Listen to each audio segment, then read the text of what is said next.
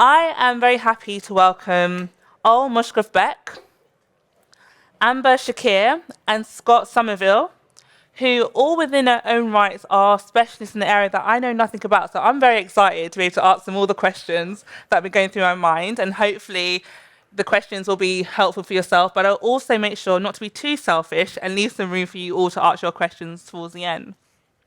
So hi and welcome. Thank you for being here, guys. Hello. Thank you. As I said, I don't know much about AI, but I know part of the conversation, I've once heard someone describe that AI is like toothpaste, it's out of the tube, and there's no point us trying to get it back into the tube. We need to learn how to create art out of it. So with that being said, in your respective roles, how have you seen the introduction to Gen AI in your organization? And what's the talk on the ground floor? Oh, could you start? I work for a company called Novo Nordisk, a pharma company. Our contribution is developing new drugs, and AI was first introduced really in scale in our early research and development area. And it has really had a significant impact on the way we develop drugs. The opportunity to screen a lot more compounds, the opportunity to actually use genetic data to find a new treatment for, and in this case, it's actually really brilliant for finding treatments for rare diseases where not many people actually have the disease. And without AI, nobody would ever be able to actually invest the time and resource required to develop drugs. So that's where we started. Second, where I saw it really start to have an impact is similar to the presentation we just saw. That's more towards the front line. How do we actually use AI to create better customer engagement? Drugs are still being sold with medical representatives and visiting doctors explaining how to use it best. And there it has had a significant impact on making sure that we deliver relevant information at the right time to the physician. Now we are starting to see it being applied in all the staff functions also. And that's where I sit. And where it may not have had the same profound cultural impact on the company when it was early research, maybe some on the front line, but now we really see that using AI starts to impact the company culture. And that's my interest in the subject as Chief Culture Officer of Novo Nordisk. How do we actually create still a work environment and a culture that is one that we would like to have across the company?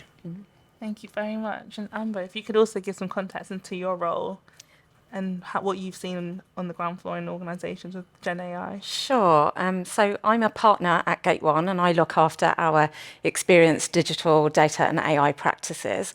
So we're probably slightly differently. I'm not going to talk about Gate One. I'll talk about the clients that I'm doing this work for, who are at varying levels of maturity when it comes to Gen AI. So we've got a range of clients who, and it kind of goes in waves for me, whether it's Gen AI or any other tech. Usually it's the frontline customer-facing websites, service centers, where Gen AI is getting deployed quickly. So service bots, knowledge bots, how you can start to co-opt all the digital data that you have in your organization to drive better customer interactions. We're then seeing a tier of clients who are saying, well, how do I actually harness this to democratize data science and drive better insight to innovation in my organization? And then there's some really far out there, usually pharma companies actually, doing some really exciting things around molecules, combining Gen AI, traditional AI, and then 3D virtual reality to really simulate environments where they can do better product innovation and product development. So we're seeing different levels of maturity in the ask that comes through. There are some organisations that are saying, we've identified some use cases for Gen AI. Can you help us risk assess them? Which order should I do my implementation in? What sequence is going to land the most value for our organisation? So I'm seeing quite a spectrum of different types of asks and needs from Gen AI, and I think what I'm what I'm seeing a lot of is FOMO, fear of missing out. And I've had that word a couple of times today. But that fear of missing out, I think I'm saying quite a lot to my clients. Does this problem have an AI solution or not? Because let's not try and shoehorn Gen AI and AI to solve for every problem. Some things can be automated. Some things I think should be a hybrid of automation and human touch, and some things should just be human. So what's that balance look like for your organisation? And I think to pick up on that, so I work at E.ON, so large energy company on the sort of marketing and comms side. So conscious of the title, is how do you get to impact beyond hype? So as a comms and marketing person, hype's really important, but actually then falls away, doesn't it, with the impact? And I think just there's a thread here, isn't there, which is for us, and again, it's the risk, isn't it, of big corporates especially. Sometimes you can put a team on a thing and it becomes somebody owns AI, almost you were talking.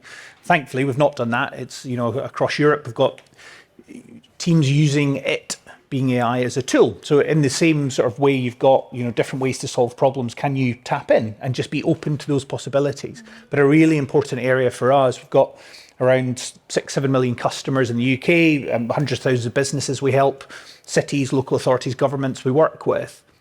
There's not one use case, there's not 10, there's literally all the use cases for that purpose. Mm-hmm. But a really key bit of this is probably not, the hype's important around AI, opening up people to opportunity. Impact's always important for all of us, because otherwise, what's the point? Mm. But the third bit, I think, around all of this is acceptance. And to your point, we're doing a lot of work at the minute within our contact centres, within customer service, helping vulnerable customers.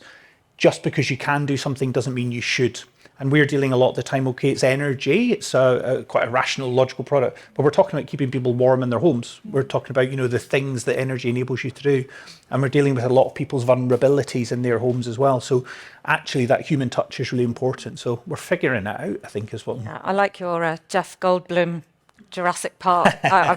You'll get a few 90s movies references probably from this panel, but you're absolutely right. Just because you can doesn't mean you should. And there was an example that we were talking about in a roundtable earlier where one of our clients wanted to use Gen AI to solve a problem. Actually, the implementation cost was higher than the problem was costing them right now. So it's like, to what end do we actually want to do this?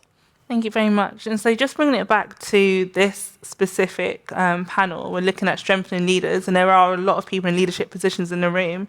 And I work with leaders quite intimately in terms of their capacity versus their capability. And I think that's a question that comes up a lot.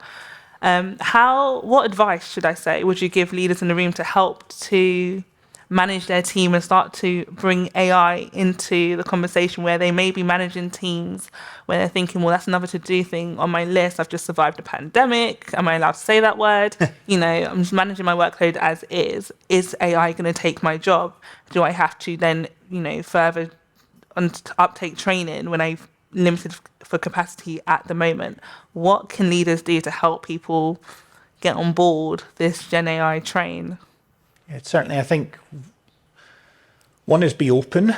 I think part of it, it's, most of us fear of the unknown, and that's where the uncertainty comes from. It's not all the answers, but we, as you've already heard, right, no one has all the answers around this topic. But I think, and this is very clearly nothing I would ever say in E.ON, but, some of us may reflect, often your day-to-day in the office, that work's not the problem, it's dealing with all the stuff around it, right? We go into jobs, you progress, and the further, obviously, as you progress, for example, you tend to spend less time doing the task, what took you into that discipline, that specialism, whatever, in the first place. And I think it is a bit cheesy, and we need to bring it back to reality, but there's an opportunity here where if you can automate, because actually what we're all trying to do is to add value. And I think that's the opportunity for people, is to do what they're actually turning up to do every day at work, which is a really good job. And it's not about replacing wholesale. And I think some of the dafter news stories we've seen out there lead to that. And I think that's probably, it's just, it's not a secret, right? It's openness. But certainly from our perspective, it's trying to just let the teams decide where the use cases are, where we can bring this to life. Yeah, and I think as leaders, we probably should take this opportunity to redefine what we mean by value and what we mean by performance and what we mean by productivity, because actually I I think, on reflection, we've normalised tedium in the workplace. We've taken Victorian production line practices, we've put them into computers, we've brought them into offices, we've brought them now into our homes, and we haven't actually redefined how we do work. And what is valuable to organisations? Is it in the graft of what we do, or is it in the craft of what we do? And I liken graft to research, collation, analytics, etc. We do those things to derive insight. We then use that insight to drive a solution or an idea. And the value to me is in the idea.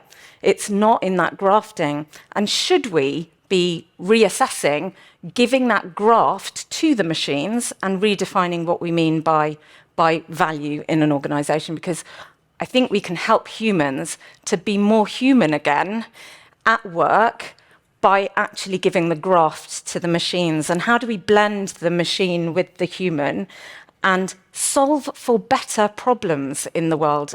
So many of our clients struggle with capacity to solve for things around better experiences, more human interactions, more faster innovation in medicine. And also they really struggle with starting to really show and prove the value to their ESG, CSR initiatives. What if we could release capacity in our organisations to actually start saving our planet as well? Sorry if I'm going a bit existential, but I kind of go, as leaders, nobody else is going to come and do some of that thinking for us and that reevaluation and reimagining. So I'd kind of challenge to, as almost in your portfolio of change that you might be looking at, how do we keep the server room lights on? How do we transform some low-hanging quick win fruit? But what are we really doing at that tip of that triangle to really reimagine how we do work? Because I think we've had the promise of that with technology for a long time, but it feels reachable now, a proper reimagining. Yeah. I would like to take it back a little bit. How do we as leaders create an environment, a culture where the organization allows, you're allowed to experiment and try. And when I think back when ChatGPT was introduced, my company was very quick to say, ChatGPT not allowed for business purposes. We don't know if it's safe, can't be used. And yesterday, there was actually a paper published in a Danish newspaper where they have surveyed out of Danish companies, large, small, medium-sized companies, how many have actually now a policy for how you use AI in your company, and 55% have not even thought about it. Then they also had asked how many companies have actually offered education on AI for the organization. 66% of companies have not done anything to educate the organization. Then you're definitely not going to be a fast mover and take advantage of it. Luckily, my company very quickly realized we need to be able to tell the organization how it can be used. We have now moved fast. We have introduced the Microsoft Copilot. We can use it freely. And I think as leadership, we need to set a clear direction for what we expect. We need to be very clear and articulate what do we expect from this. And then we actually need to educate our leaders. What we have done was last year offering first time I've seen that in my many years in the company, where there was a program offered where you didn't have to be sort of enrolled by your leader. You just freely enroll. And we have trained 850 leaders in the company in a program we call Digital Acumen. I did it myself also. And the first 2 sessions were virtual, a lot of in-between online learning. And the last session was actually a 2-day program at IMD in Lausanne. And what struck me there was those 2 days were not about technology. That was actually all about how do you lead an organization that would thrive using this technology. And so if we want to be creating impact over hype, I think it starts actually and start with us as leaders, as human beings, and we cannot ask AI to do that. We can do a lot of things with AI, but it actually starts with us as leaders to create the culture, the atmosphere, the vibrant where we take advantage of this. And this is where my bias comes in, because I believe an organization is only as successful as the talent it's able to retain, and not the talent, or in this case, the technology that it can implement. And with that being said, I heard a quote where someone said that AI is going to be able to overtake us in IQ, but will never be able to overtake us in EQ. And I think that seems to be a running concurrent theme in the conversations that we've been having here so far this morning. But they're still being referred to as soft skills, as if they're an add-on. Whereas what I'm hearing is that they're very much more of a fundamental skill. They're not. There's nothing soft about them. But they always coin as a soft skill, hardcore Amber. technical skills that people need to succeed. I agree, Yeah, but yeah. even today on this stage, they were still being referred to as soft skills. And I think it's really important that we address maybe as the fundamental skills, because at one point in time, and I think there's a generational divide in this, at one point in time, people were measured on their output, their innovation of their output, how original, authentic their output was, i.e. a lot of us in here who's gone to university, we're very much aware of the term plagiarism, right? But with the introduction to AI, does that word somehow become obsolete now? And we've got a younger generation who were born into the Gen AI space, who, for them, it's a no-brainer, it's more efficient to use that. So how do leaders actually address that generational gap that there is between the early careers who have grown in this Gen AI space and those who maybe, I think actually you mentioned it yesterday, you called them, you mentioned it in 3 terms. You said the early disruptors, the early adopters, and then the majority. Like, how do we address that generation gap? That gap in itself, and we see this with any sort of technology rollout, there are early adopters and there are early majorities. The gap between those two when it comes to Gen AI is quite wide. So one of the questions in the previous discussion about, what happens to artists, who's creating all those Gen AI images, and the gentleman said, actually, we use artists to generate those images because they just do it better. How do we start to tap into those early adopters in the organisation, but start to educate the majority? Because this is where change management fundamentals are not going to change just because it's Gen AI. Bringing people on a journey, really showing them the value, having intuitive technology that's easy to use, so human-centred design around your technology, those are the things that are going to help people adopt it. But I think about, you're talking about generation gap. My daughter's 16. She's doing her GCSEs right now. She's had such a love of learning until she hit her GCSEs, because then it became about memorization. And it just irks me that she's doing her GCSEs in exactly the same way that I did them 30 years ago.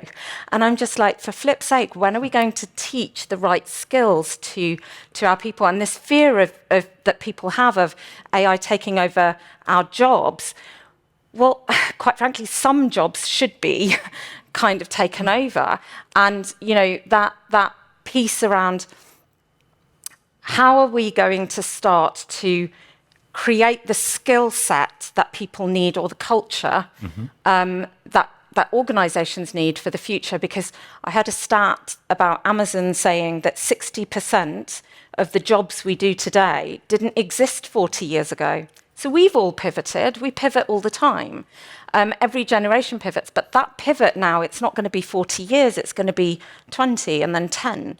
And so with, Gen Alpha coming through, they're going to reskill every 10 years. How ready are your organizations for that kind of level of retraining and reskilling? I'm looking at you, Scott. But it is true, though. I think I, started working 20 years ago and used to agency side, but we did some work for the Scottish Qualifications Authority, so the exam board in Scotland mark the exams and stuff. I remember at that time, the then chief exec in interviews had quite a controversial line, because his point was that students should be allowed to take in notes, and they should be allowed to take in calculators, and in those days a laptop. And it was really early days, but his point was the world is changing. So again, this sort of rote learning doesn't this was 20 years ago as well, doesn't exist. The world of work will be about synthesizing information. And we see that, don't we, with, those of us with kids. You see that and you sit and you go, don't just take the first result of Google when you're researching, you've got to process. But that's what work is. And Scott Galloway, many of you will know, he's got a really nice line about, AI is not going to take your job. Someone who knows how to use AI will take your job. And I think that's the point here. And, thinking about us as organizations, and you mentioned it in terms of culture. And again, none of us will ever have done this, will we? If you're not allowed to use something officially within work, of course, I would never have done this. You might sit with your own laptop from home and then do the thing and, and get round it that way, because you find a way to get the job done. And I think, that's organizations at the moment that, you talked about, through OpenAI and ChatGPT, we did the same, and understandably so. One, to obviously protect ourselves, protect our customers' data, but very quickly, technical colleagues set up, safe parameters for those of us to quote unquote go and play and work it out, and that's then created, the right space for us. And I think I'd like to think we're one of them companies that are a bit more forward thinking, allowing people to figure out how can this best be used. That's probably for me the best leadership approach, because the tools will be used, whether you officially allow it or not. So you may as well try and bring it inside. And then, to your earlier point, that's how you retain talent. That's how you attract talent. And that's how the company grows. And, back to the original point, that's the value through it as well. But it's another Jurassic Park, isn't it? Nature will find a way, but, your staff will find a way, through this. Yeah, and maybe also to address this fear, think more about how is this going to replace jobs, and less about that and more about how is this actually going to help you do better in your job. And the best example is from old line. I'm a medical doctor, practiced medicine years ago. I'm old school. I think medicine is an art form, and nobody can do it better than the doctor. 2 of our kids are medical doctors now, and the institution they work in is actually now applying AI to help them diagnose patients.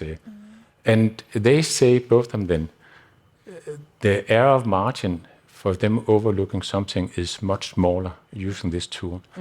They're not being replaced, but they're much better doing their job, and they, of course, create much better value for patients. So I think it's all about think about how can we actually use this to get better at what we do, and not necessarily how can we make things more efficient and cut workforces. I don't think that's what it's all about. It's about delivering more value in what we do, actually. And as a sort of quick, quite superficial example, so now think about some of the marketing work we do in our team, and again, it's not at the previous discussion, and we've used AI stuff externally before, but you mentioned about the graft and craft.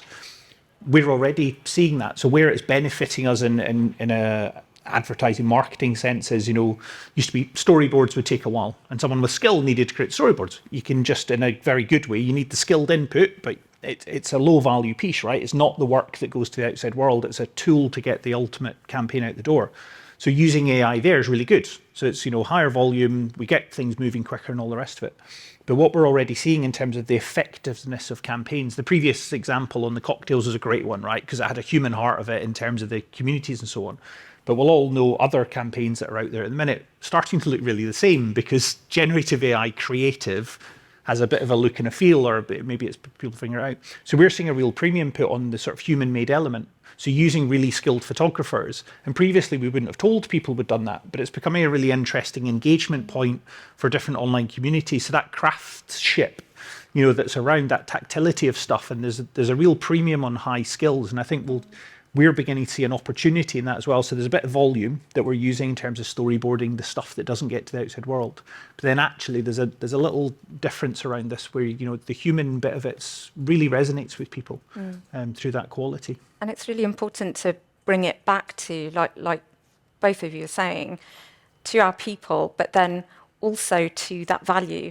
And if we can reassess value in terms of customer, colleague, commercial, and capability, and just be really clear that you're actually driving value in one of those dimensions, you start to see where those intersects of achievability and low-hanging fruit and your quick wins are versus your corporate strategy and what outcomes you're actually trying to achieve. And having that framing canvas to help drive innovation in the right spaces, a bit more caution and risk management in other parts of the business. It's finding where you can sort of, do some of the more, you don't want to transform everything all at once, all at the same time, but where can you, maybe it's in your contact centres that you undo and redo. Maybe it's in your employee engagement teams where it's a safer place to play. But there are organisations and companies that are building sandboxes for some of this kind of technology where you can start to play and you can experiment. And, how do you have freedom within a framework in your organisation? Because in some industries, bottom up crowdsourcing works for use cases and solving problems because your front lines know where all those problems are that they have every day. But in other organisations that aren't as big, to crowdsource it, you kind of need a bit more spearheading at a leadership level and a top-down approach. And in some organisations, you're going to need both. We're seeing a mixture of how people approach it. Okay, I'm just bringing it back to the human element. I really like the fact you were saying that there's a premium on actually having high-skilled humans execute the work because you can see the difference. I really believe that the future of work is still human. I think AI is how we're going to work, but we still need to focus on who's going to do the work. And with that being said, we can't ignore the fact there has been a paradigm shift, not just because with Gen AI, but because we've come out of a pandemic and people's individual capacity to do the work has greatly changed. So in the world of Gen AI, we've heard that actually we can do the work better, we can become more efficient, add more value. And a couple of panels ago, we had someone say that actually it may help increase people's work-life balance. However, we've seen in the reality of technological change over the years that when we have become more efficient at being able to add more value, we just work more in a way that's not in line, which goes back to what you're saying about the implementation of the Victorian way of working. So with the leaders in the room, what practical things can they look out for? So the first part of my question being KPIs. Naturally, the KPIs, the key performance indicators they're working with, are going to take a change. In what way can they start acknowledging that and implementing that to create the cultural change that ultimately we need to ensure there's sustainability in this new way of working, but also the pragmatism that they can say, all right, these are the things that I can look out for to help my team to work in this new way whilst maintaining their own innovation, vitality and essence, really, that human essence we discussed. It's a very, very relevant question, and I would like to add to this. I'm also involved in a lot of leadership development, performance leadership, and we're getting more and more questions from leaders in the company. So how do I actually appraise performance now? Because some of the things we appreciate in the past has been good writing skills, good analytical skills, good presentation skills, knowledge. Now that's all at your fingertip with AI. So how in the future are we actually going to make sure that we appraise unbiased, and we haven't found the answer yet, but it's certainly a dialogue that we have, because the way you do performance leadership will have a profound impact on the culture of a company. But I think to your specific questions, we need to, and we are coming out of COVID, and we are coming out of losing some of the connections to our teams because we don't see them in the office every day. It is easier today now, I find, as a leader myself, to overlook the colleagues that are sort of reaching a workload stress level where they're about to break. And we need to be very mindful of that, and we need also create a culture now where we are able to ask those questions openly to colleagues. So, do you have too much on your plate now? And we don't do that enough, but I think it's going to be even more important in the years to come that we actually are open to do that. I'll go for a couple of things that I already talked to my clients about.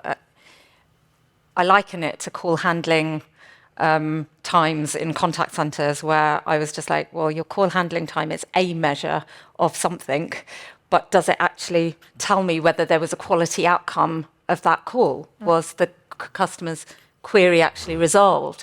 I feel like that about productivity, the way that we term it, And it's a very clock in, clock out kind of way of measuring output and productivity. And I want to go back to more outcomes and quality of those outcomes that drive value for fundamentally customers, shareholders. So I'm not namby-pamby and being all airy-fairy. Like this is hardcore commerciality, right? What do we value in the workplace? And I think things like, my analysis and my ability to pivot table in Excel, are those really valuable things that drive the outcome, or is it a means to an end? So what's the end that we're really trying to drive? And if it's usually, it falls into a few buckets. Does this idea drive growth and conversion? Does this drive cost optimization or process optimization? Is this an innovative idea? Is this a new idea around whether it's product innovation or service innovation? And is this going to defend me from being disrupted? And those are broadly the categories of what we're trying to do as any kind of business. So what's the experience of both your colleagues and your customers that creates a valuable interaction, that creates a really valuable experience? And how do we measure that? Because I think we're still measuring the wrong things. A lot of the time I look at C-suite reporting dashboards and I'm kind of going, but what's the decision you're trying to make? And does this data support that decision? And I don't think we've reassessed in the last few years. Fundamentally, at a strategic level, what's the decisions I'm trying to make? At an operational day-to-day level, what are the decisions I'm trying to make? And in a delivery capacity, what are the decisions I need to make? And we're not optimizing that at all. We've got so much data to be able to do it. And it does sadden me that there's so much data out there and we just don't use it. But how can we start to leverage that for better performance? Because fundamentally, it's the performance and the outcome, the quality outcome that really matters. So how do we drive that? Yeah, and I think, and one of the questions that's coming about the 4-day week, and if we can use AI to enable our employees, can we then ultimately, I guess, reduce? And it comes back to this thread for me. So where we try and think as a team within the business is around input, output, and impact. We try and boil everything down. That's because I think you see it across lots of organisations. We're not unique in this. Sometimes output is prized above all else. I did a thing. It's like, why did you do a thing? Was it worthwhile doing? And it's if we can get that balance right to focus on the impact. And there's a link to hybrid working as well. We're lucky, as I would put it, as an organisation where we're still individual teams decide how hybrid you are, whether you need to be in or not, and so on. And to speak personally, and again, I say this with love to my team, I couldn't care less where they're sat, right? Be in the office, don't be in the office. I care about the impact we're having on the business. Are people happy because then they do better work, etc. And I think that's the real difficulties when you then try and look in a corporate framework for performance reviews. How does that translate? But I think if we all try and focus on that goal, then we kind of get there happier. And I think, again, expressing very much my own view and not a corporate opinion, I think, things like the 4-day week, again, I was lucky when I started working a number of years ago. I had early bosses. I'd get sent home. I tend to work in bursts, right? And so I'd come in the morning, do some work, or there'd be days where I wasn't quite, creatively thinking, right, or whatever. And it was great. I'd get a tap on the shoulder going, what are you doing? You're wasting your time. Just go home, go and relax, come back the next day, because my boss was trying to get more out of me and knew that if I was happy and firing on all cylinders. And I think I've certainly tried to hold on to that going forward, which is happy people, productive in your own rhythms. It's about that impact of your work. That's what's important. And I think in some of the hybrid, I know it's not this topic, but in some of the hybrid working, there's some big companies recently going back to 5 days in the office. Again, you'll lose talent, you'll lose people, and it's the same with Gen AI. Build it in, think about the impact on work, and that, I think, because otherwise you're just going to get left behind, and it's the genie's out the bottle on it all, so you've got to learn to embrace it. No, when the 4-day question came up, I smiled because a lot of people do look to the 4-day. Again, I work in sustainable high performance and corporate burnout prevention. So a lot of people look to the 4-day work week and hope that will be the solution, that, we're no longer working in those Victorian times. But the truth behind that is, if we still continue to measure who we are, our self-worth and value based on our productivity and output, the 4-day work week was never going to work. Because by definition, if your measurement of your self-worth and value is based on your output and your productivity, when you're doing nothing and you're resting, which is actually a very productive thing to do for sustainable success, you're not going to do so successfully because you're going to have the itch to feel like you need to do something to prove yourself. So going back to the fact that Gen AI can increase the volume, can increase accuracy, the impact and the efficiency of the work we do, how can we ensure as leaders that we then don't demand that people do even more work to make up for the time we've made back for the efficiency, so something like the 4-day week can be possible? Like, how do we model that culturally, that as individuals? Those ethics start with us in the room. No one's going to Absolutely. come from outside No, and give us that guidance. So what's the workplace you want? What's the kind of stuff? I mean, can we make work a bit more fun? Yes. Like, you know, That's my it's job. just, it's so, we so have normalised tedium. It's just, you know, annoying. But it comes back to having some clear frameworks and, you know, principles, operating principles. What are your values as an organisation? Do you have to reassess your values as an organisation? Do your values still stay true, but your behaviours need to change? And actually articulating behaviours as well as values, I think, is going to really help to drive some shifts in perspectives and mindsets. I think there's a question about, I can't see it because the table's in the way, I'm but, going to, and I'm I'll sure, read it out and I'm quickly. sure. So it's asking, it's a perfect segue what you said into the question. So specific frameworks or tools that you use to ensure that the team, which specific tools and frameworks do you use, and which team in the company takes ownership of that is the question. I think that's a slightly different question not the one around going for. maybe the tech implementation, and should use cases be defined by technology teams or business teams? Is that where the question was going? Possibly. I don't know who's asked that question. I was going to talk about more sort of cultural and people change frameworks around you know, employee value, you know, propositions, really looking at what do, and not just the workforce of today, because we're now going to have to, we've probably got the biggest intergenerational span of workforces for a while. So what works for, you know, more older generations versus younger generations? What do different employees value? And I think you start from there. What are your value drivers in the organisation, and what will retain people? What will make people happy in their workplace? Start from there. Build your principles. I think you crowdsourcing those use cases. I think you crowdsource your new behaviours and your new ways of thinking and working, and definitions of value. Don't just leave it at you guys at the top. Like, you know, crowdsource some of that, because we don't have all the right answers, and we don't have the same lived experience as, you know, Gen Z and you know, well, Gen Alpha's on in work yet, but they will be soon. So I think that's where you start.